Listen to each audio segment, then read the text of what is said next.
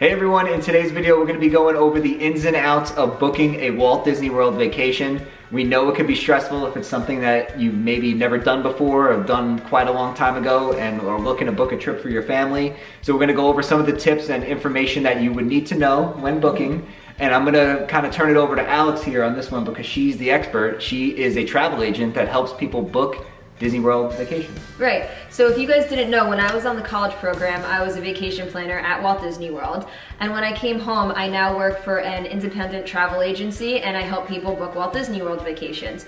So we'll leave all my links down below. If you guys are ever looking for any help booking a Walt Disney World vacation, you can reach out to me. My services are always free. You don't pay me anything. And I can help you with all of the booking details. First things first, there are two different kind of packages, say, when you book a Walt Disney World vacation. You can book a room-only package. That means you're just booking the resort room. That doesn't include tickets, dining, any of the extra stuff. It's just a room only. Or you can book a Magic Your Way Disney package. That will include your resort, your tickets, dining plans, memory maker, all of the above. So when you're booking a room only reservation, the deposit is the first night's room rate.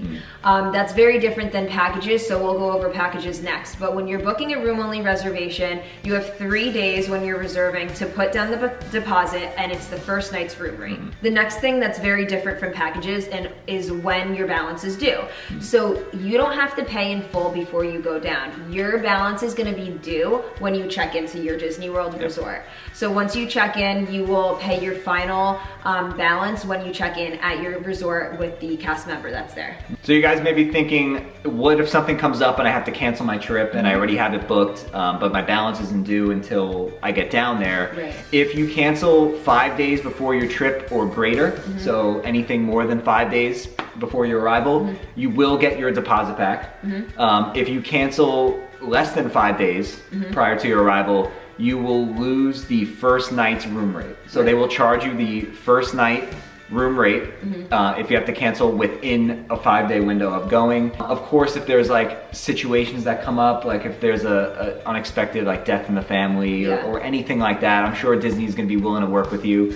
But if it's just, you know, you changed your mind, you decided you're not gonna go down anymore, they're gonna charge you that first night as long as you cancel 5 days or greater. Yeah, and even same thing with no-shows. If you just don't call, don't show, that is considered a cancellation. Like Matt said, you will be charged the first night's room rate as well. Yeah, so if you know you're not going, like don't hesitate. If you know, like, you know, 2 weeks out, we're not gonna be able to make it down there, just make sure you cancel so you don't have to deal with the headache of getting charged money if you're actually not going down there. So next is packages, and these are very different than room-only reservations.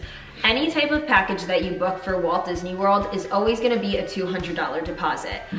No matter if it's a $5,000 vacation, a $10,000 vacation, the deposit is always $200. Once you put the $200 deposit down, you can pay in increments as many times as you want leading up to your vacation, or you could just pay the balance in full 45 days prior to your check-in.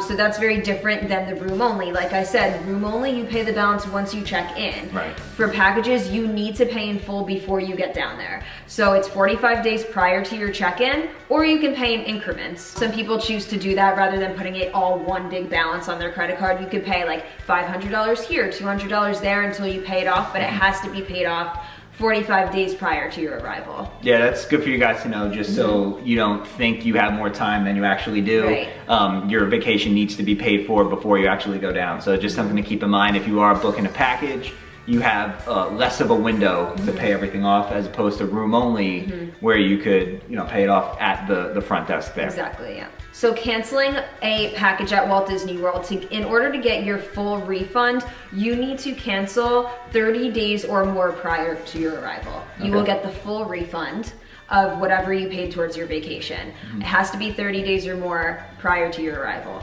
2 to 29 days prior to your arrival is refundable, but you also will be charged a $200 cancellation fee. So that's very important to remember as well. And then 1 day or less prior to arrival or a no-show is going to be non-refundable, so you won't get any of your money back. So another thing to add though, if you are thinking that There might be something, you know, if a family member is sick or you're not sure if you're definitely going to be able to make it, there is travel insurance that you can buy. And I highly would recommend buying it if you are on the fence and you're not gonna know right away if you are definitely gonna be able to go on the vacation. Right. So you can always ask me or any of your travel agents that you use to add the travel insurance on top of that, just so that, you know, you're covered just in case. So once you have your Disney World package booked, the fun part begins. You could start booking dining reservations 180 days prior to your arrival. So you could start looking on the Disney website, planning what days you're gonna go to what parks or where you wanna eat. And then you can reach out to me or your travel agent and you could tell us like, this day I wanna eat at, I don't know, Citricos at 8 o'clock. Right. So I can, nothing's guaranteed, obviously, but if you start booking 180 days in advance, a lot of things will be open. Yeah, and depending on what the dining experience is you're looking for, if you're looking for one of those really high-profile reservations like Cinderella's Royal Table, California Grill, like ones that are hard to get, be our guests sometimes. Those are the ones that we definitely say like lock in 180 days in advance. If you happen to know all the places you want to eat, sure, do all that 180 days in advance, because then you'll have kind of like your pick of what times and whatnot.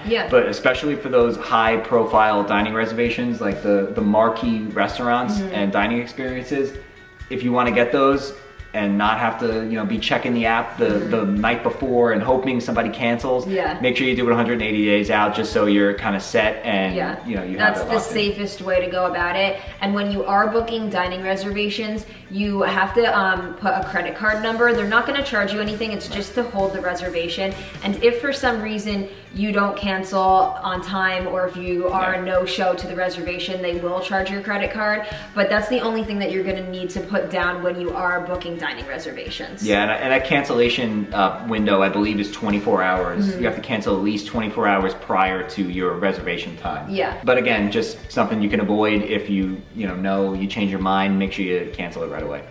And also if you have any dietary restrictions, you can also put a note in here as well. When you are booking dining reservations, you could put a note like, someone in my family is gluten-free, or you know, someone has diabetes, we need a special menu, something like that. This is where you can also put that in, so the dining people know ahead of time. All right, so that is dining, which is 180 days out. What about Fastpass reservations? So if you're staying on property at Walt Disney World in one of our resorts, you can book Fastpasses 60 days in advance. If you're staying off-site, you could book Fastpasses 30 days in advance.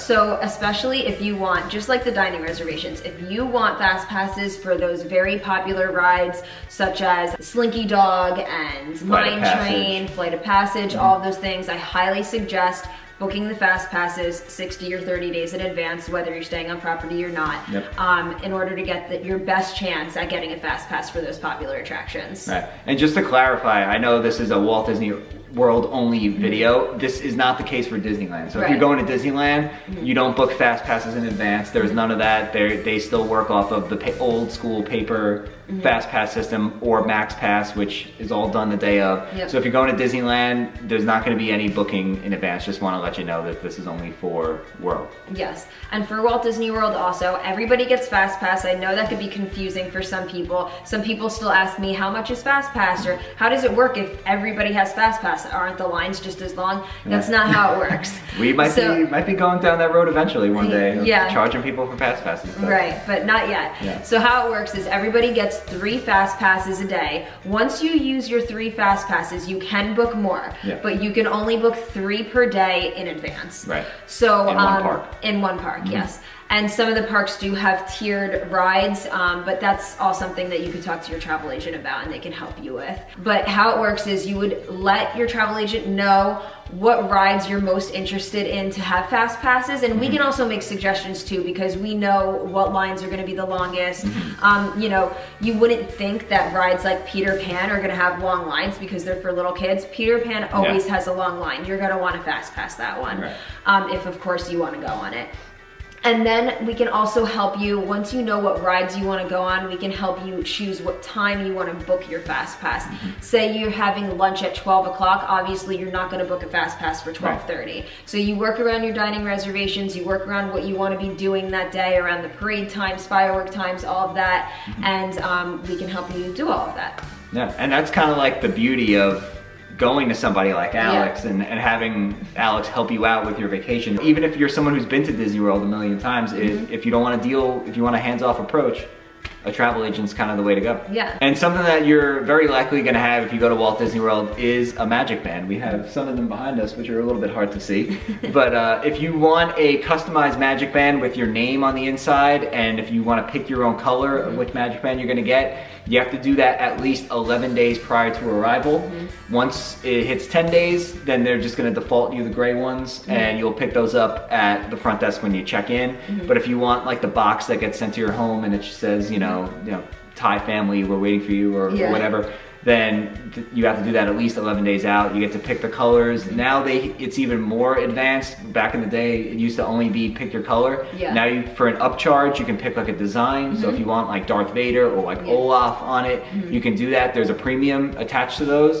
But all that has to be done 11 days out. Otherwise, you're gonna get the kind of plain gray ones that they give you as a default. And then if you're interested in buying Memory Maker, which is basically an all-inclusive photo package, you get all your photos from your character dining, the rides sometimes take pictures, any of the PhotoPass photography pictures, you'll get that all included. If you want to buy that in advance, you have to do that 3 days prior, and you do get a $30 discount. Okay.